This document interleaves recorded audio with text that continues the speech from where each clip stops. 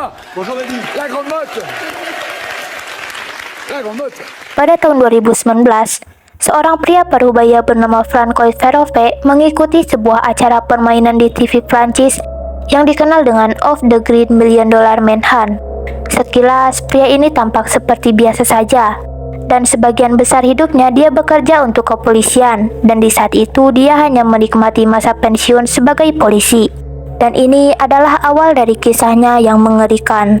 Jadi pada tahun 1980 sampai 1990, sesuatu yang menyeramkan yang menghantui terjadi di pinggiran kota Paris.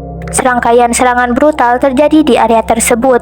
Setidaknya 9 gadis tewas dan 20 lainnya mengalami luka dan trauma.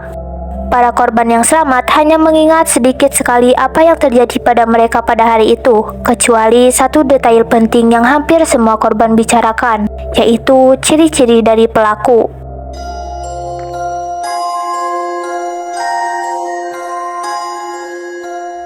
Semua korban bilang kalau pria yang menyerang mereka itu memiliki bekas luka di wajahnya dan dia memiliki lencana kepolisian.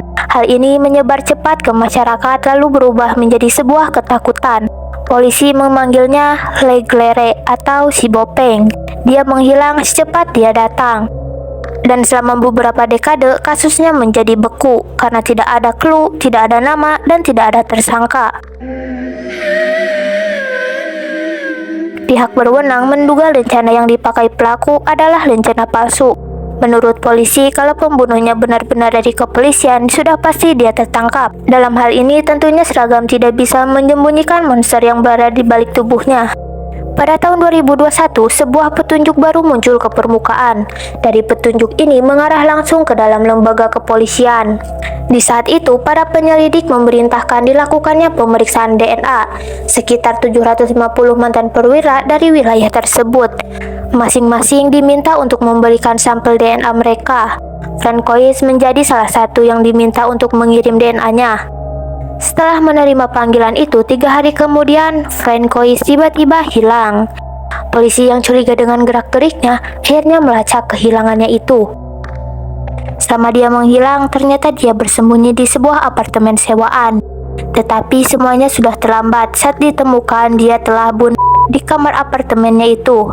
Namun sebelum melakukan bunuh, dia meninggalkan sepucuk surat dan surat ini adalah sebuah surat pengakuan penuhnya.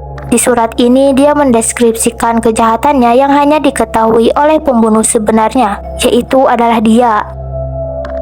Konfirmasi akhir, polisi yang ditemukan dari surat ini bahwa Le Glere tidak pernah menghilang. Selama ini dia hanya berbaur di sekitar masyarakat, menikah dan membesarkan anak-anak mereka sampai muncul di televisi. Bonjour David. La grande motte. La grande motte. Vous fûtes policier, vous ne l'êtes plus. Non.